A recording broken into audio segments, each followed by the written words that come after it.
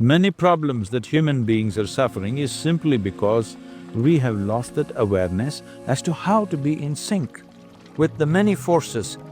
If you become in rhythm with life, you will also wake up somewhere after 3 a.m. At that time, you should sit up and do whatever process you have been initiated for. It will bear maximum fruit.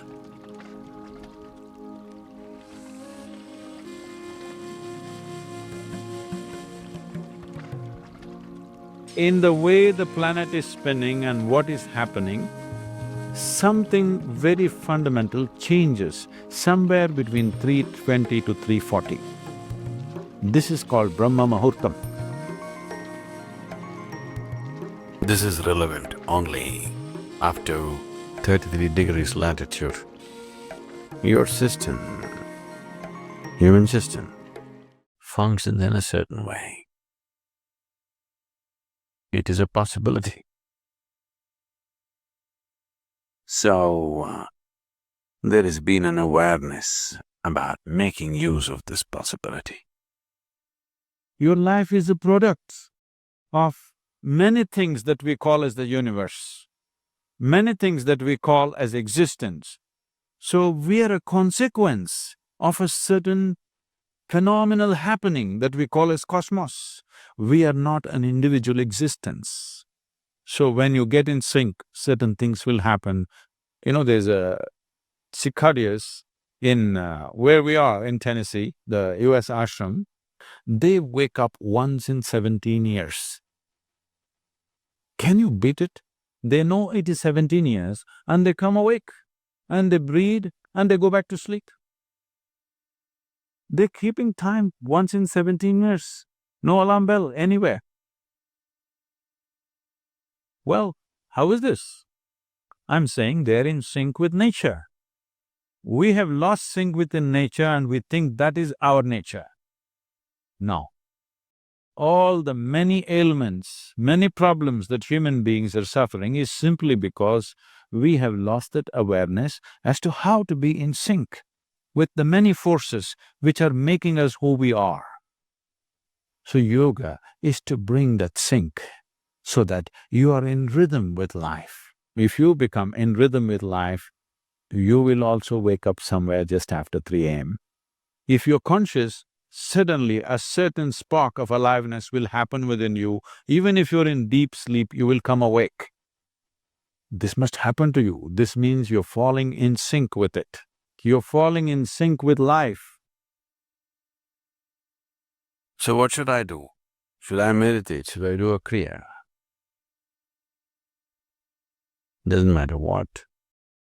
You must do a process for which you have been initiated for. Because initiation means you were not just taught a practice, it was introduced into your system. It was implanted in your system. So whatever, if there is a live seed within you, if you're awake at Brahma Muhurtam and sit for whatever that practice is, it bears maximum fruit because of the way the planet is behaving in relation to your system. If you become aware in a certain way, a certain level of awareness is achieved within you, you will see, you will simply know when the time is. If you go to bed at the right time, you don't have to look at your watch. You will always know when it is 3:40, because the body will behave in a different way. At that time, you should sit up and do whatever process you have been initiated for, not what you picked up from a book. It will bear maximum fruit. The seed will get the necessary support at that time for it to sprout or spurt up more rapidly than at other times. This is only for the initiated. If you are not initiated, you're a book yogi, then 3:40, 6:40, 7:40, not so much of a difference. Sandhya kalas are more important for such people. Sandhya means 20 minutes before sunrise, 20 minutes after sunrise, or 20 minutes before sunset and 20 minutes after sunset. The same goes for noon and midnight, but they're of a different nature. So these two twilights are better for the uninitiated. 3:40 is good for those who've been powerfully initiated.